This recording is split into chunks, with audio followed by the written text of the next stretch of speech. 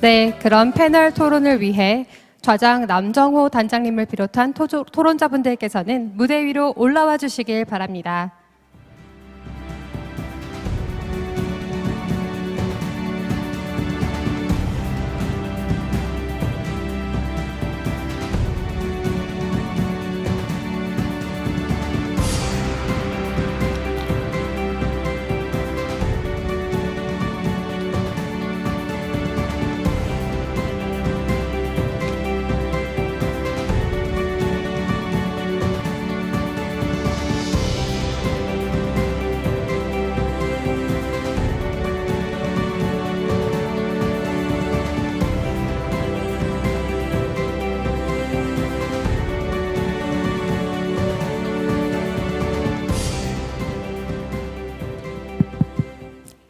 네, 그럼 남정호 단장님 패널 토론 진행 부탁드립니다. 예, 고맙습니다. 그럼 지금부터 바로 그 패널 토론을 진행하겠습니다. 패널 토론은 원래 순서상 원래 나와 있던 것과는 달리 그 김기성 수협중앙회의 그 대표님께서 급히 또 서울에 다른 일정이 있어야 가셔야 됩니다. 오늘 사실은 원래 일정이 안 됐는데 내려오셨거든요. 이 회의가 워낙 중요하다고 해서. 그래서 먼저 그 오늘 발표했던 내용과 그 수협중앙회 입장에서 앞으로 해양 거버넌스나 해양 정책에 대해서 어떤 방향으로 갔으면 좋겠다 또는 다른 것을 얘기해 주시면 매우 고맙겠습니다. 그럼 김기성 수협중앙회 지도부 대표님의 패널 토론을 듣도록 하겠습니다. 박수로 환영 부탁드리겠습니다. 예, 안녕하십니까. 수협중앙회에서 어업 관련 정책과 회원조합들 관리 업무를 담당하고 있는 부대표 김기성입니다. 예, 저희는 이제 그동안에 진행하면서 어업, 특히 그 해상풍력 관계에서 이제 타 사업 간의 바다 이용에 관해서 많은 갈등 관계를 겪으면서 해양수산부와 그 업무 협의를 하면서 필요했던 가버넌스에 관해서 좀 어업과 관련돼서 좀 말씀을 드리겠습니다. 저희 어업 같은 경우는 이제 인류가 바다를 이용한 가장 원초적이고 근원적인 행위 중에 하나입니다. 우리나라 곳곳에서 발견되는 그 조개 무덤에서 보면은 우리 선조들이 선사시대 그 한반도에 처음에 정착할 때부터 하천이나 해안에서 어패류를 잡아서 식용했고, 대대로 어업은 우리나라 생업 중에서 그 중요한 하나의 직업으로 자리 잡고 있습니다. 어업 이외에 또 다른 전통적 이용 행위로는 항해를 들 수 있습니다. 문명 발달과 신대륙 발전은 항해 기술 발전과 함께 했다 해도 과언이 아닐 것입니다. 이처럼 불과 100여 년 전까지만 하더라도 인류는 바다를 단순히 어업과 항해를 위한 공간으로 제한적으로만 이용해 왔습니다. 그러나 과학기술 발전과 함께 해양 이용 수요가 점차 증가하기 시작합니다. 가까운 바닷가에는 매립과 간척을 통해서 공장이나 농지 또는 주거지 등 토지로 탈바꿈하고 해저 자원을 이용하기 위한 개발도 갈수록 활발해져 왔습니다. 석유, 가스를 채취하기 시설이 망망대해에 설치되고 바닷물에는 중요한 건설 자재로 사용되어 왔습니다. 최근에는 기후변화에 대응하기 위한 재생에너지원으로 해양에너지가 각광을 받기 시작했습니다.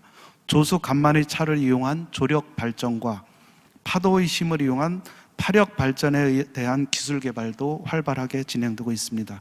바닷바람을 이용한 해상풍력 또한 주요한 해양 이용 수요처가 되어 있습니다.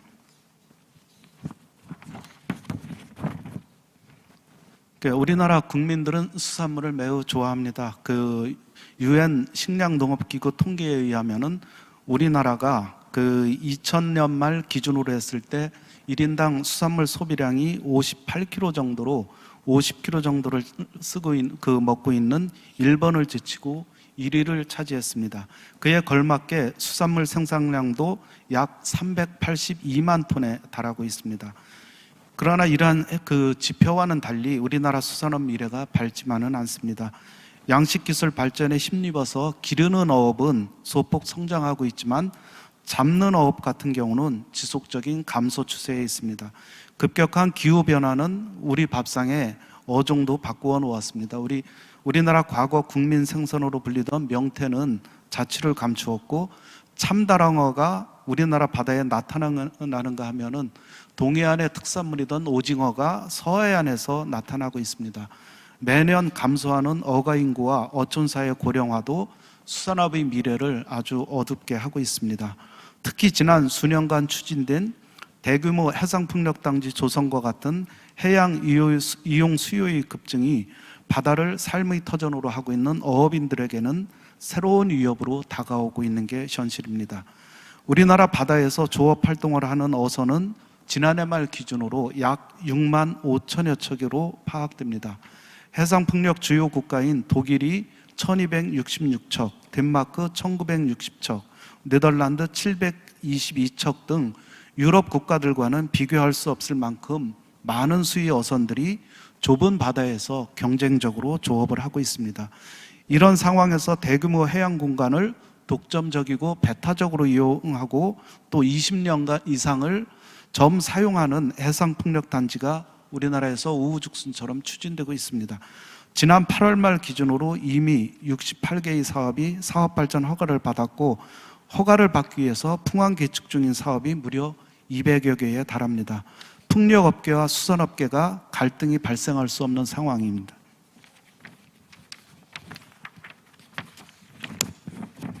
저희 수산업계에서도 이런 상황을 좀 해소하기 위해서 해양수산부와 해상풍력 추진에 따른 어업 피해 최소와 어업인 권익보호 방안을 시급히 마련해 줄 것을 요청하긴 했습니다. 하지만 그 해상풍력 관련 제도와 정책을 담당하는 산업부, 그 산업부와 협의 없이는 실효성 있는 대책을 마련하기가 해양수산부도 사실상 어려운 것입니다. 결국 해상풍력 문제 해결을 위해서는 해양수산부뿐만 아니라 산업부, 환경부, 국방부까지 모든 관련 부처가 논의해야만 어떠한 결론에 도달할 수 있는 것입니다. 그 외국 사례를 보면 가장 눈에 띄는 것이 바로 해양 공간 계획 제도입니다. 유럽의회가 지난 2014년 이미 해양 공간 계획 지침을 채택하면서 늦어도 2021년까지 유럽연합 22개 연안 회원국 모두가 동지침에 따라서 국가별 해양 공간 계획 마련을 결정하였습니다. 그 해상풍력 주요 국가인 영국, 독일, 덴마크, 네덜란드 모두 해양 공간 이용 제도를 통해서 어업 활동을 통한 해양의 이용 상황을 파악하고 관련 부처 모두가 참여해서 해상풍력과 같은 미래 수요를 어떻게 반영할지 결정하는 방식으로 갈등을 예방하고 최적의 해양 공간 이용 방안을 찾았다고 합니다. 우리나라 또한 2018년 해양 공간 계획 및 관리에 관한 법률을 제정하였습니다. 전 해역의 해양 공간 관리 계획을 또 수립하기도 했습니다. 하지만 그 해상풍력과 같은 새로운 이용 수요를 어떻게 반영해야 될지, 어업 역량은 어디까지 반영할지, 이러한 부분에 대해서 범정부 차원의 논의가 충분히 이루어지지 못해서 현실적으로 해상풍력 관계가 그 진전도 못하고 멈추지도 못하고 또 어업과 갈등만 지속되고 있는 상황에 지금 있습니다. 그러니까 앞으로 해상풍력뿐만 아니라 해양에너지를 이용한 수소 생산, 이산화탄소 저장 등 해양 이용 수요는 아마 계속 많아질 겁니다. 이런 부분에서 해상풍력 또한 저희 쪽의 입장은 계획입지 도입을 위해서 관련 부처 간 긴밀한 협의가 필수적이라고 생각합니다. 그래서 앞으로 산업과 그 수산업, 특히 어업 쪽과의 관련에 있어 가지고 해양 공간 이용 수요에 대해서 이러한 갈등 요소를 해소하고 최적의 이용 방안 도출을 위해서는 우리나라 여러 부처, 아까 말씀드린 산업부나 환경부, 해양수산부, 그다음에 국방부까지도 여러 부처가 통합적인 거버넌스를 만들어서 대응하는 게 지금 현실적으로 가장 시급한 문제가 아닌가, 저희 쪽은 그렇게 판단을 하고 있습니다. 예, 이상입니다. 예, 대표님 매우 고맙습니다. 최근 들어 수산업의 어떤 어려움, 위기와 함께 앞으로 떠오르게 될 새로운 이슈에 대한 대응 방안, 그런 점에서 어떤 이런 부처 간의 협력과 조정책의 중요성을 말씀해 주셨는데요. 예, 지금 가셔도 됩니다. 예, 고맙습니다. 예, 네. 예, 박수 한번 크게 부탁드리겠습니다. 서울까지 가셔야 된다고 그러니까요. 이렇게 토론을 진행하겠습니다. 일단은 지금 남은 그 지정 토론자가 우리 그 유종성 교수님, 그 다음에 닥터 닉류 박사님, 그리고 김용태 해양정책과장님 세 분 계시는데 사실 해양수산부 해양정책과장님 이 자리에서 특별하게 어떤 내용을 다 먼저 전달하지 못할 것 같아요. 그래서 일단 먼저 유정순 교수님의 그 토론 또는 발표에 대한 질문 다 좋습니다. 그리고 김 대표님의 어떤 이런 어떤 의견에 관한 코멘트 좋고요. 닉니우 박사님께서는 Dr. 닉니우, I'd like to hear from you about that. How to build up the more. 네, 교수님께서는 더 나은 해양 거버넌스를 위해서는 무엇을 해야 되는지, 인간의 안녕을 위해서 무엇을 할 수 있는지를 말씀해 주면 좋을 것 같습니다. 지역 메커니즘 측면에서 말씀을 해주시면 좋을 것 같습니다. 네, 국가적 관점보다는 지역 관점에서 말씀을 해주시면 더 좋을 것 같습니다. 발표했던 세 분의 다시 피드백을 듣고 그 다음에 플로우에서 또 제가 토론을 좀 받겠습니다. 하고 난 다음에 맨 마지막에 정책과장님 어떤 그 마지막 코멘트 드는 걸로 진행하겠습니다. 자, 이렇게 해도 되겠습니까? 예, 고맙습니다. 예, 그러면 유 교수님 먼저 하시겠습니까? 예, 유 교수님은 현재 안양대학 교수이시면서 우리나라 가장 큰 최대의 환경운동 단체인 환경윤동연합에서 바다위원회 위원장으로 활동하고 계십니다. 그래서 오늘 앞으로 바다의 중요성, 공공의 가치와 관련해서 하실 말씀이 매우 많지 않을까라는 생각이 듭니다. 자, 그럼 코멘트 부탁드리겠습니다. 네, 소개 감사합니다. 예, 안녕하세요. 유종성이고요.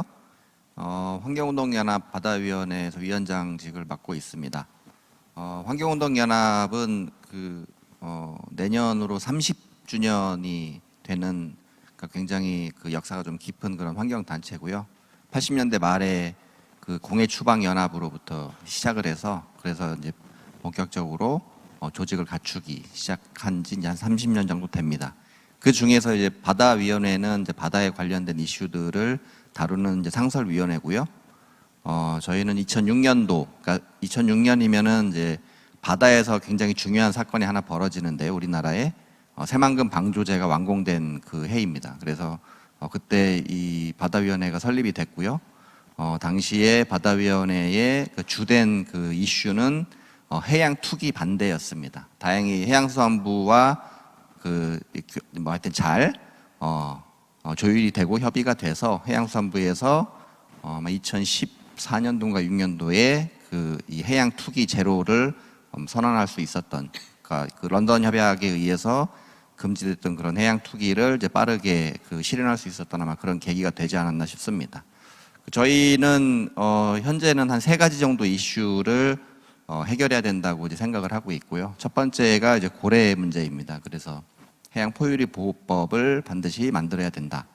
그리고 두 번째는 아까 이 수협에서 오셨던 대표님께서 해상 풍력을 말씀하셨는데, 어쨌든 해상 풍력이라는 것은 우리가 반드시 도입은 해야 된다고 생각은 하고 있습니다.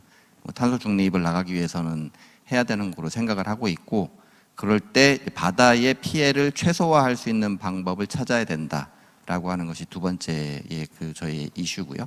마지막은 이제 매립의 문제입니다. 서두에 새만금 말씀을 드렸듯이 우리나라가 간척을 대규모 간척을 하지 않겠다고 해양수산부에서 이미 선언을 했지만 여전히 필수적으로 매립을 해야 될 것들이 조금씩 있습니다. 그럴 경우에 우리가 어쩔 수 없이 해야 되는 간척 사업들이지만 이 자연에 대한 피해를 최소화하면서 하는 이제 그런 방향을 찾자라고 하는 게 이제 세 번째 이슈입니다.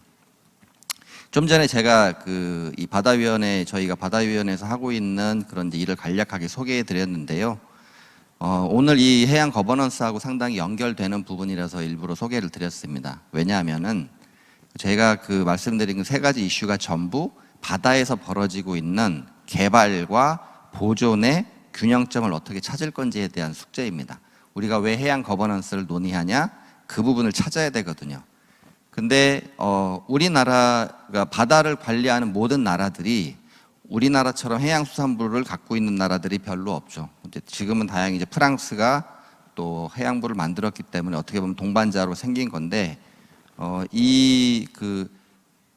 해양을 관리하는 조직을, 그러니까 미니스터 레벨, 그러니까 장관급 레벨로 올리느냐에 대한 문제는 이 해양 정책학에서도 굉장한 이슈였습니다. 지금도 역시 이슈고요. 왜냐하면 역사적으로 그렇게 가져본 적이 별로 없습니다. 모든 나라들이 바다라는 공간에서 어떤 이용을 하는 거는 다 부처 간에 나눠져 있었거든요. 아까 유수환 교수님께서 그 부분에 대해서 굉장히 잘 요약을 해주셨고 그 내용이 잘 보여주는 거라고 생각을 합니다. 그러면은 어느 방향으로 가는 것이 가장 좋으냐? 제가 볼 때는 아직 정답은 없는 것 같습니다. 왜냐하면 각 나라들이 다 다르거든요. 그러면 어느 나라는 어느 이슈를 잘 해결하는 경우도 있고 또 어느 나라는 어느 이슈를 잘 해결하는 경우가 있겠죠. 근데 그게 이 거버넌스 때문에 잘 된 거냐라고 볼 수도 없습니다. 그건 국민성도 있을 수 있고 그 나라가 가지고 있는 어떤 역량이 있을 수도 있고 다 다양한 거죠. 그래서 이제 그러한 것들이 있기 때문에 이 거버넌스가 굉장히 또 중요하기도 하면서 어떻게 보면은 상당히 많은 실험을 해야 된다라는 생각도 하고 있고요. 그래서 이제 제 말을 이제 좀 이제 정리를 하자면 저희는 이제 환경 쪽에 관련된 환경을 보호하기 위한 이제 여러 가지 일들을 하고 있고 그러면 이 우리나라 바다의 환경을 보호하는 거를 정부에서는 누가 해야 되느냐? 해양수산부가 해야 되느냐? 환경부가 해야 되느냐? 아니면 뭐 농림부가 해야 되느냐라는 이제 그런 걸 놓고 거버넌스를 정해야 된다고 했을 때 사실은 그 부분에 대해서 굉장히 많은 이견들이 있습니다. 이견들이 있고 그동안엔 뭐 환경부가 주로 해야 된다라는 그런 의견도 있고요. 해양수산부가 해야 된다라는 그런 의견도 있고요. 근데 이제 저희는 이제 저희 바다위원회에서는 그 부분에 대해서 좀 입장을 약간 정리를 한 상태인데요. 저희는 이것도 또 하나의 실험이다라는 거거든요. 왜냐하면 해양수산부라는 그러니까 장관급 차원에서 해양 환경을 다루고 있는 그런 그 조직은 아마 지금 예대로 보면은 제가 볼 때는 선진국 중에서 프랑스하고 대한민국밖에 없을 거라고 보여지고요. 그러니까 그런 측면으로 보면은 이제 굉장한 실험이라고 생각합니다. 뭐 미국이 됐든 영국이 됐든 일본이 됐든 중국이 됐든 그런 식으로 이제 접근하지 않는다고 하면은 그래서 이런 게 이제 과연 어떤 식으로 우리가 해양 환경을 개발하고 잘 균형을 이루어 가면서 해양 환경을 잘 관리할 거냐라는 그 결과는 아마 이제 후세들이 알게 되지 않을까 싶은 생각이 들고요. 그래서 이 거버넌스 문제는 뭐 우리 당면한 문제 해결하는 것도 있지만 어쨌든 이 전 세계 국가들이 계속 주시하고 있다. 본인들 나라가 어떤 식으로 정부 조직을 가져가야 바다를 가장 잘 관리할 건지에 대해서 많은 나라들이 주시하고 있고 서로 눈치 보면서 가장 좋은 그런 해답을 찾으려고 하고 있다. 아마 이런 것 같습니다. 예, 네, 고맙습니다. 마치겠습니다. 예, 고맙습니다. 그 민간 환경단체 입장에서 바라본 해양에 대한 이슈, 그다음에 거버넌스 이슈에 대해서 말씀해 주셨고요. 이 거버넌스 문제가 만사 형통이 될 수 있고 안 될 수 있다. 라는 점에서 사실은 내용에 대한 장악을 누가 어떻게 할 것인가가 우리가 큰 숙제일 수도 있습니다. 자, 그러면 오늘 저희가 또 나우펩은 UN 환경계획 UNEP에 14개의 지역회 프로그램이 있습니다. 그걸 보고 이제 리저널 시스 프로그램이라고 부르고요. 나우펩은 우리, 그러니까 한국, 그다음에 일본, 중국, 러시아 4개국이 회원으로 가입한 활동하고 있는 지역 해양 환경 관리 프로그램입니다. 거기에 사무차장으로 지금 일하고 계시는 닥터 링리우 박사님을 소개하겠습니다. 예, 코멘트 부탁드리겠습니다. Okay, thank you very much, Dr. Nam. 예, 감사합니다. 먼저 주최 측에 감사의 말씀을 드립니다. 이렇게 중요한 포럼에 초청을 해주셔서 감사의 말씀을 드립니다. 남정호 단장님께서 말씀하셨다시피 이것은 영내 프로그램입니다. 이 영내 프로그램은요, 1974년도에 설립이 되었습니다. 18개의 영내 프로그램이 전 세계적으로 진행이 되고 있고요.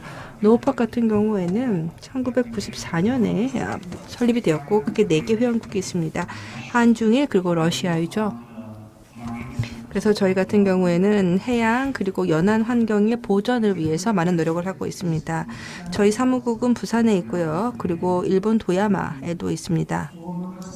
그리고 4개 회원국들 같은 경우에요.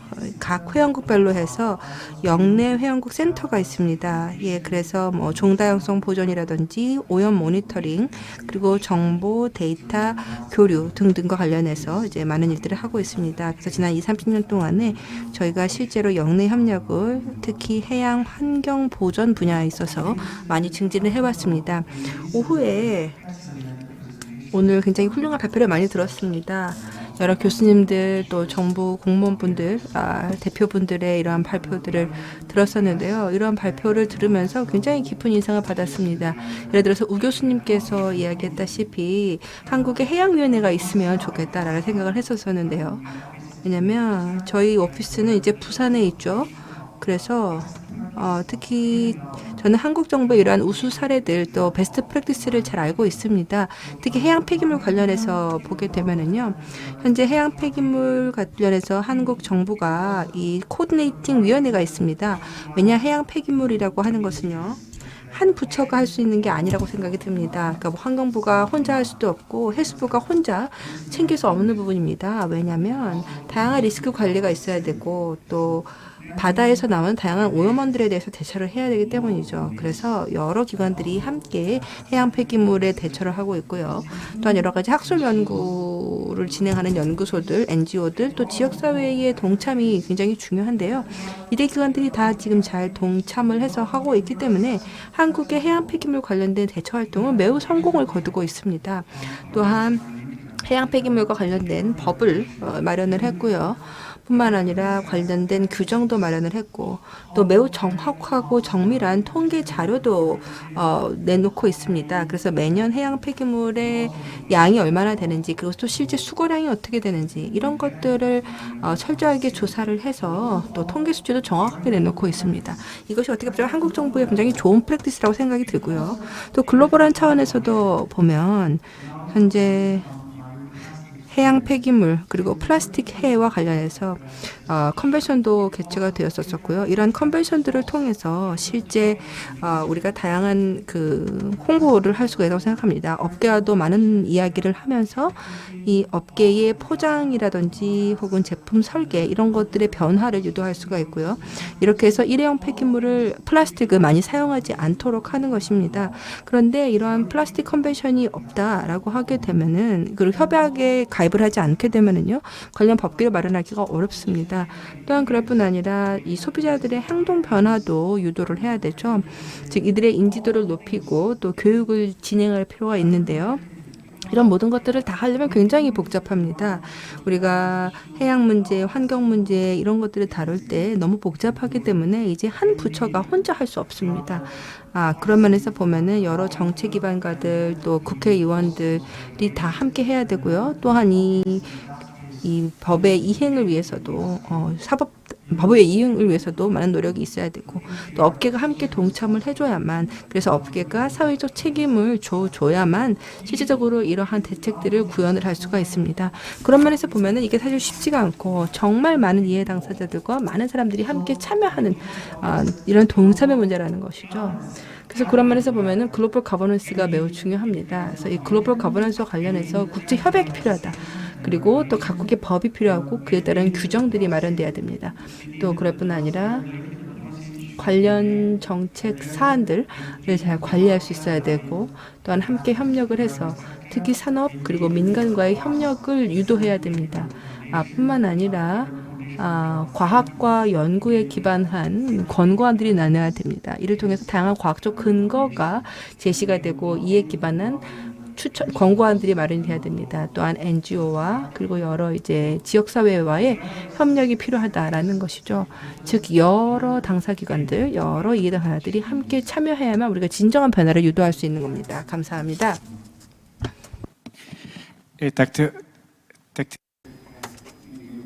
민유 박사님, 다시 한번 감사의 말씀 드립니다. 해양 폐기물과 관련한 다양한 연구 그리고 노력을 전개 중인 것으로 알고 있습니다. 발표자. Now from now on, I would like to invite it. 네, 세 분의 발표자분들을 모시고 말씀을 드려보도록 하겠습니다.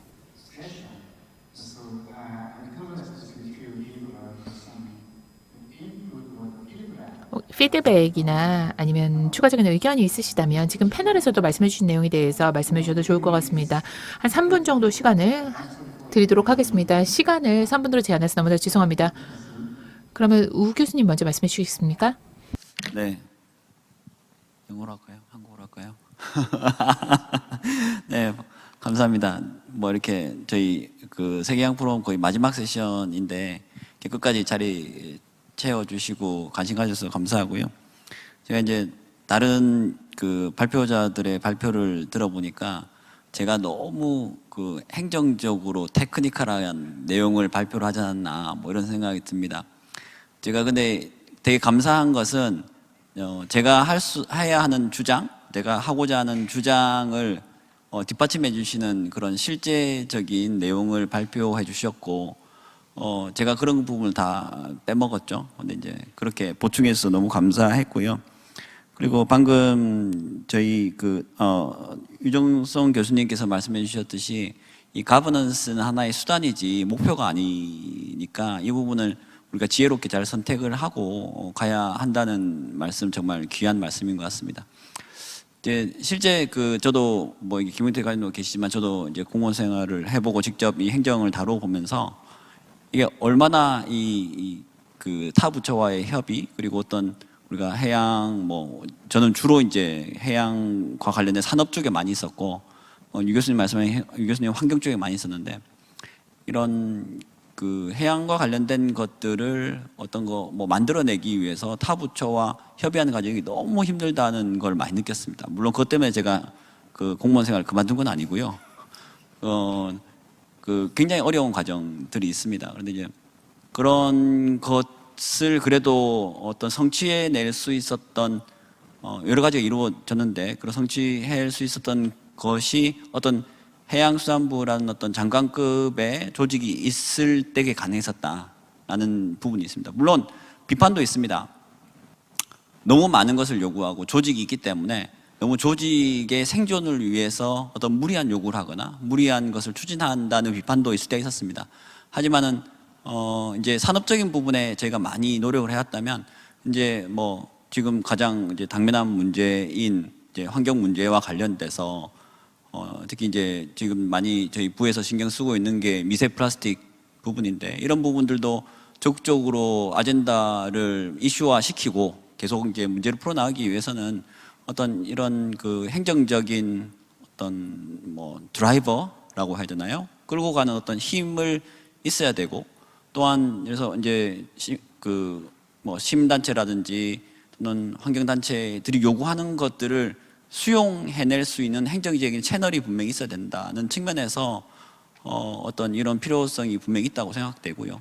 그리고 이제 그것들을 잘 녹아낼 수 있고 협의를 할 수 있는 채널인 이제 그런 위원회나 좀 어떤 유연한 형태의 어떤 의사결정 또는 심의 의결기구, 협의기구 이런 것들의 존재가 앞으로 더 많이 필요하지 않겠는가 이렇게 생각이 되고 오늘 저는 이제 제가 더 하지 못했던 말씀 잠깐 드린 거고 특히 이제 같이 해주신 연사분들의 정말 감사하게 생각합니다. 제가 채우지 못한 내용들 다 채워주시가 너무 감사하게 생각합니다. 네. 그러면 혹시 자문료를 조금 나눠드릴 용의가 있으신가요? Are you willing to share your honorarium with all other speakers? Yes, of course. 앞으로는 우리 중국의 장하이원 박사님, Dr. 장하이원, Dr. 장하이원, Hi.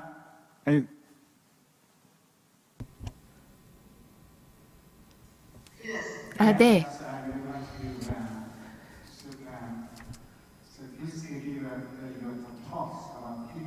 네, 그러면은 피드백에 대해서 말씀을 좀 해주시면 좋을 것 같습니다. 발표에서 좀 부족하고 아쉬웠던 부분이 있으시다면 지금 말씀해 주셔도 좋을 것 같고요. 패널에서 말씀해 주신 내용에 대해서 코멘트를 해주셔도 좋을 것 같습니다. 저희가 해양 가버넌스를 어떻게 구축해 나갈 수 있을 것일지 이런 부분에 대해서도 말씀해 주시면 좋을 것 같고요. 네. 먼저 진심으로 감사의 말씀을 드리고 싶습니다. 주최 측에서 이런 행사를 주최해 주시고 저를 초대해 주시고 또 참여할 수 있도록 해주셔서 너무나 감사합니다. 정말 너무나 유익한 논의가 되고 있고요. 제가 많은 분들의 발표를 통해서 많은 내용을 배울 수가 있었습니다. 저는 실비 듀포 박사님의 말씀에 전적으로 동의합니다. 해양은 미지의 영역이다라고 말씀을 해주셨는데요. 그런데도 위협을 받고 있다 말씀을 해주셨어요. 저도 전적으로 그 의견에 동의합니다. 뿐만 아니라 다른 분들께서도 글로벌 해양 거버넌스가 더 많은 참여를 요하고 있다라고 말씀을 해주셨는데요. 저도 동의를 합니다. 정부 부처뿐만 아니라 학계, 과학계, 그리고 민간 부분의 참여도 필요하다라고 말씀해 주신 부분에 저도 전적으로 동의를 합니다. 이런 모든 당사자들의 참여가 필요합니다. 왜냐하면 서로를 이해해야 되는 것이, 이해할 수 있는 것이 너무나 중요하기 때문입니다. 국가 간의 이해뿐만 아니라 국가 내에서도 중국 내 상이한 부처가 해양 관련한 부분에 있어서 아예 이렇게 관여를 하지 않으면서 관련한 논의 자체를 이해를 하지 못하시는 경우들이 있더라고요. 그래서 해양 관련한 난제에 대해서 사실 이해를 할 수 있도록 대화하고 소통하고 정보를 공유하는 것이 정말 중요하다고 봅니다. 이것이 해양 관련 사안뿐만 아니라 우리 모두에게 공이 적용되는 이야기입니다. 우리가 서로를 제대로 이해할 수 있어야 됩니다. 하지만 이 분야를 넘어서 해양 분야를 넘어서도 다른 부처들이 참여할 수 있도록 해야 됩니다. 그러니까 해양 관련한 부처가 아니라도 해양에서 무슨 상황이 벌어지고 있는지에 대해서 이해할 수 있도록 커뮤니케이션 해야 할 것이고 설득해야 될 것이고 대화를 전개해야 할 것입니다. 다시 한번 이 대담에 참여할 수 있게 해주셔서 너무나 감사의 말씀을 드리고 싶고요. 또한 조직위원회 기획위원회에서 이 행사를 성공적으로 개최하기 위해서 많은 노력을 기울여 주신 것에 진심으로 감사의 말씀을 드리고 싶습니다. 감사합니다. Thank you. Dr. Zhang, how you answer? 감사합니다. 제가 아마 대면으로 올해든지 내년이든지 그 컨퍼런스와 포럼에서 박사님을 뵙게 될 것 같은데요. 되고 있잖아요. 근데 여기 말고 해운대에 다른 웨스턴 비치 조선 호텔에서 어떤 걸 하고 있냐면요. 국제적으로 해양 환경 기구와 수산 관련 기구의 조인트 미팅이 있어요. 이게 CBD, 그러니까 생물 다양성 협약이 주관하고 그다음에 해양수산부가 이거 주최하고 있는 건데, 이건 아까 유 교수님이 말씀하신 것처럼 새로운 실험이에요. 그러니까 해양 환경을 다루는 곳과 수산 자원을 다루는 곳이 어떻게 해양 문제 해결할 것인가 서로 이 문제를 고민하고 있는 아마 전 세계 최초의 저희는 실험이라 보고 있고요. 그래서 이게 전 매우 의미 있다. 그래서 앞으로 오늘 그 거버넌스 문제에서도 매우 중요한 이게 인포시킨 줄 것 같은데, 프랑스가 지금 유일하게 수산과 해양을 조금 함께 통합행정하고 있거든요. 그런 점에서 나는 프랑스가 아마 이 문제에 대해서 매우 중요한 시사점 칠 수 있지 않겠는가 판단이 들고요. 특히나 데이터나 에비던스 베이스드 어떤 디시전 메이킹에서도 매우 방조를 하셨기 때문에 저는 좀 그런 중요한 코멘트 있지 않을까 생각됩니다. Dr. Bua, please. 감사합니다.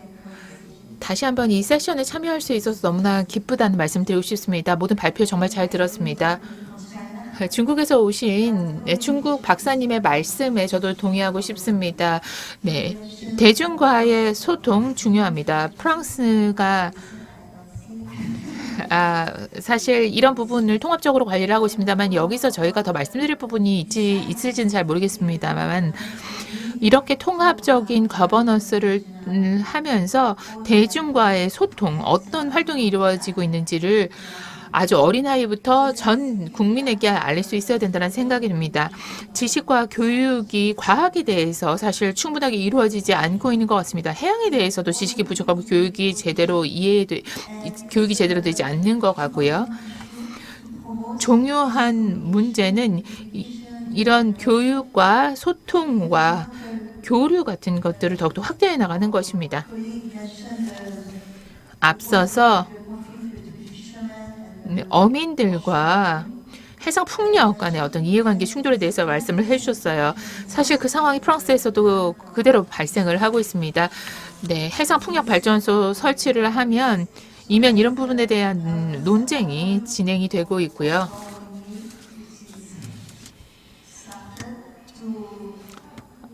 해상풍력발전소가 그런데 관련해서 영향 평가를 하면서 관련한 피드백을 받아서 이런 내용을 소통하려고 노력을 하고 있거든요. 정보를 전달하고 지식을 어민들에게까지 전달을 하는 게 중요한 겁니다. 그러니까 결국 우리의 목표는 기후변화에 맞서 싸우면서 새로운 에너지원을 발굴하는 겁니다. 그런데 이제 수산 자원도 동시에 보호를 해야 되는 거거든요. 이런 모든 상충되는 이해관계가 존재하기 때문에 사실 어떤 국민과 시민들의 이해를 증진시키는 것이 정말 중요하다고 생각합니다. 우리가 해야 될 일은 바로 이런 대중들에 대한 교육을 확대하는 것입니다. 소통을 확대하는 것이고요. 우리가 시민과학이라는 것을 강조하고 있는데요. 네, 시민들이 데이터 취합에 참여하는 겁니다. 과학적인 가치를 가진 데이터 취합에 참여를 하는 겁니다. 이런 시민과학의 중요성이 확대되면서 이런 프로젝트가 늘어나고 있습니다. 이런 모든 행동들이 저는 다 중요하다고 봅니다. 만약 우리가 정책을 시행하려고 한다면 이 정책에 대한 이해가 그리고 동의가 있어야 되지 않겠습니까? 사회 전반에 있어서요. 그게 없다면 우리가 정책을 강요하는 것밖에 되지 않으니까요. 네, 저도 이제 한 가지 공유를 좀 하고 싶은 부분이 있는데요. 우리가 국제 협력의 체계 하에서 이런 활동을 해야 됩니다. 올해 포르투갈과 프랑스가 유럽에서 해양 관련한 다양한 활동을 전개하는 두 국가인데요. 저희가 해양과 관련한 양자 논의를 진행했습니다. 이 논의에서 과학자 차원에서뿐만 아니라 시민들 애까지 그리고 학생들 일반 시민들까지 참여할 수 있도록 했습니다. 그리고 프랑스 대사관도 아마 이제 대사관도 좀 여기 계시는 것 같은데요. 그렇다면 한국 포르투갈 간의 어떤 포럼처럼 포르투갈 프랑스 간의 포럼처럼 한국과 프랑스 간의 포럼도 함께 진행할 수 있지 않을까 하는 생각이 듭니다. Yes, the French activities from 예, 감사합니다. 예, 프랑스하고 포르투갈하고 이렇게 양자간 포럼을 하게 될 텐데 실제 해양 관련된 거버넌스라든지 이런 부분에 있어서 많은 시사점을 줄 수 있을 것으로 생각이 들고요. 한국도 이러한 점에서 많은 것들을 배울 수 있지 않을까라는 생각이 듭니다. 다 끝나셨고요. 이제 혹시 플로어에서 제가 보기에는 손 들고 뭔가 이건 꼭 내가 말씀을 해야 되겠다. 그리고 지금 유튜브 상에는 한 10만 명 정도가 접속이 있다고 지금 들었거든요. 그래서 10만 대 1의 경쟁을 뚫고 유튜브 상에는 한 명만 제가 받도록 하겠습니다. 플로어에서 혹시 먼저 오셨으니까 먼저 우선권을 드릴게요. 예, 소속을 말씀하시고 하시면 좋겠습니다. 이게 마이크가 있어야 이게 방송이 되거든요. 마이크 좀 전달해 주시겠습니까?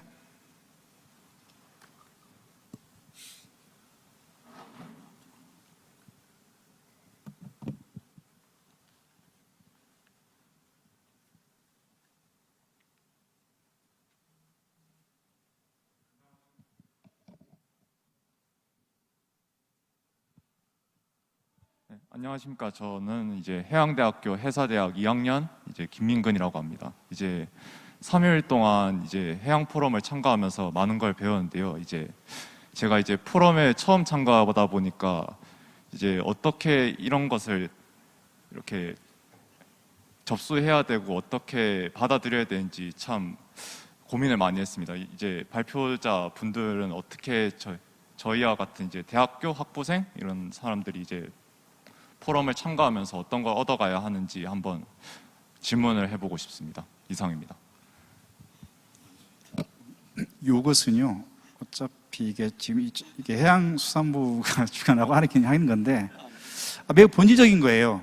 주제는 좋으나 내가 어떻게 여기에 참석할 수 있는지, 그리고 단순한 참석이 아니고 나도 뭔가 주도적인 역할을 하고 싶다, 발표하고 싶다, 내년에는 뭐 그런 것도 포함되어 있는 거죠. 그러니까요. 이게 그냥 단순 참여가 아니고 내가 주도적으로 뭔가 리딩하고 싶다, 이 세션을, 뭐 이런 의미도 있는 거잖아요. 같은 생각을 공유하는 사람끼리, 매우 젊은 M세대끼리 그런 거죠. 네.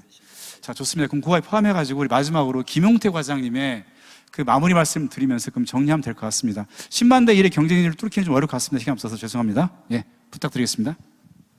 예, 반갑습니다. 해양수산부 해양정책과장입니다. 먼저 그 행사를 공동 주최하는 기관의 입장에서 오늘 그 세계해양포럼 아마 거의 마지막 세션인 것 같은데 해양정책 세션에 그 발제 토론 이렇게 참여해 주신 멀리서까지 와주신 발제자 토론자분들께 감사하다는 말씀 드리고요. 특히 오늘 좌장 역할 해주시는 남 박사님께 너무나 감사 말씀드립니다. 먼저 플로어에서 말씀 주신 그 해사대학교 학생분 그 질문과 관련해서 저희 안 그래도 지금 오늘 세션 시작 전에 남 박사님께서 그 세계해양포럼이 이제 이런 젊은 세대들도 같이 주도적으로 참여할 수 있는 이런 형식의 그 방법도 좀 고민을 해볼 때가 됐다는 말씀을 주셨어요. 그리고 그러시면서 이제 해외에서 이렇게 주도적으로 젊은 학생들이나 이런 분들이 시니어들과 같이 주도적으로 논의에 참여하고 이렇게 구성해서 운영하는 모습을 보셨다 하시면서 그런 거에 대해서 저한테 제안을 해주셨는데 저희가 진지하게 고민을 해서 세계해양포럼이 기존의 참여자들보다도 좀 더 참여자들을 늘리고 젊은 세대들하고도 같이 소통할 수 있는 방법이 뭐가 있는지에 대해서 저희 준비하는 사무국하고도 같이 고민해서 그 참여를 많이 하실 수 있도록 이렇게 앞으로 해 나가겠다는 말씀을 먼저 드리겠고요. 오늘 그 발제와 토론에서 이렇게 주신 말씀들 중에 대부분의 키워드들이 예를 들면 기후변화에 대한 대응이랄지 블루 이코노미랄지 아니면 그 해양에서의 과학적 연구가 중요하다는 이런 전체적인 키워드가 새삼스럽게 바다의 가치, 해양의 역할이 중요하다는 거에 대한 인식을 새삼스럽게 다시 하는 그런 기회가 됐다는 좋은 기회가 됐다는 말씀 드리겠고요. 특히 이제 정부 차원에서는 그 통합해양 거버넌스에 관련된 사항에 대해서 조금 언급을 드리고 싶은데 일단 우수한 교수님이 발제에서 말씀 주신 그 국가별로 해양수산 행정을 담당하는 그 형태를 이렇게 유형화해서 제시해 주시고 구분을 해 주신 거를 보고 좀 많은 인사이트를 얻었다는 말씀을 드리고 싶고 저희가 통합 해양수산 행정을 한 게 지금 26년, 27년째 돼가고 있는데 우 교수님께서도 발제하시면서 말씀을 주셨지만 통합 해양 행정을 확대해 가면 갈수록 이제 기능 위주로 그 업무를 하고 있는 부서들과의 이제 약간의 갈등이랄지 그 조정의 필요성이랄지 이런 게 더 많이 늘어나고 있는 것이 현실이거든요. 그래서 그 해양수산행정, 통합해양행정을 좀 더 다른 차원에서의 거버넌스 구축을 통한 그 통합조정 기능을 확대하고 늘리고 이런 부분에 대해서도 정부 차원에서도 공감을 하고 있다는 말씀 드리겠고 이런 세계해양 포럼이나 아니면 다른 모든 어떠한 기회 등을 통해서 정부 간의 논의뿐만 아니라 민간 부분에서의 그 해양수산 행정에 대한 수요나 이런 부분들을 받아들이고 또 국가 간에도 협력을 확대할 수 있는 거버넌스의 구축에 대해서 지속적으로 이런 기회를 빌어서 아니면 다른 기회라도 논의를 계속하고 많은 분들의 의견을 수렴해서 이렇게 그 행정적으로 정책에 도움이 될 수 있도록 반영이 될 수 있도록 이렇게 해 나가겠다는 말씀을 마지막으로 드리겠습니다. 감사합니다.